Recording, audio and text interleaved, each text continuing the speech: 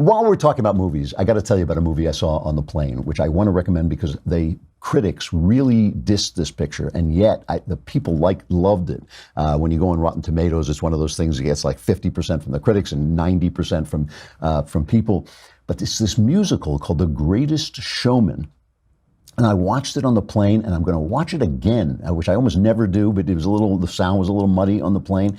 It is a musical about the life of P.T. Barnum, and with Hugh Jackman. If Hugh Jackman were any better at musical comedy, he'd have to be gay. I mean, they would just have to say, "I'm sorry, Hugh." You know, it was just one thing. He is really good at it. Really talented guy. Very talented actor. Very appealing guy. And P.T. Barnum, he wasn't just a con man. They always quote that line, "There's a sucker born every minute." And I don't think there's any evidence that he actually ever said that. But he did run a kind of a freak show, with the bearded lady and the Tom Thumb, the midget, and all this stuff. And they take that story and they make it about, corny stuff, but still they make it about inclusion. And he's giving these freaks, and he's including them in life. He's giving them a purpose, and he's taking them in. And some of them are black. And actually, Barnum was a fighter for rights for black people. He went into politics later on, and they take it and make it about that. But it's also about the glory of bunkum, the glory of fakery and fooling people. And what really struck me about this, it has a couple of great moments, and I got to remember to mention this one woman who's Zendaya. I've never heard, have you heard of Zendaya? Yeah, because she's like a Disney girl or something like this. Really talented, extraordinarily beautiful, very charismatic. She could actually become a star if she doesn't blow herself out like all those other Disney girls always do, but she was really something else.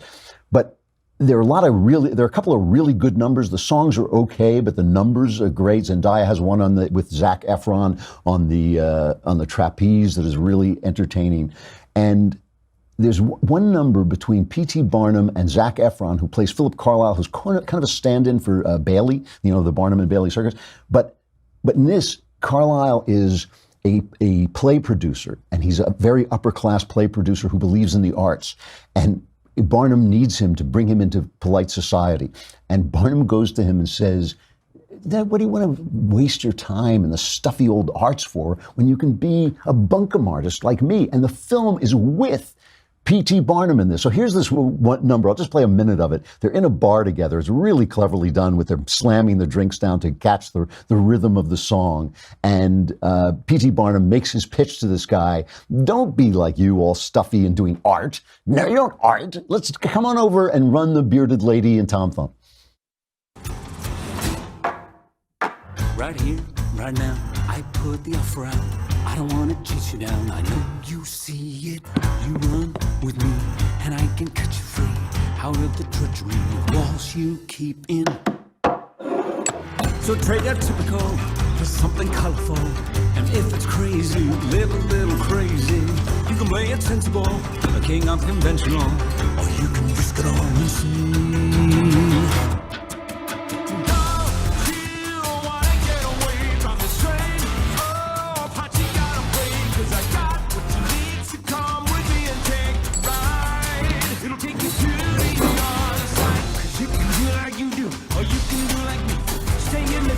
Or you finally take the key. Oh, damn, suddenly you're free to fly. It'll take you to the other side. That's a good number. But the point of it is get away from the arts and civilized society and become a bunkum artist. And I was thinking about this and comparing it to Mad Men, because I don't know if you've seen Mad Men, but the thesis of Mad Men was that America at its greatest was a fake. The guy who is the star of Mad Men is living under a fake name. He's stolen somebody else's life.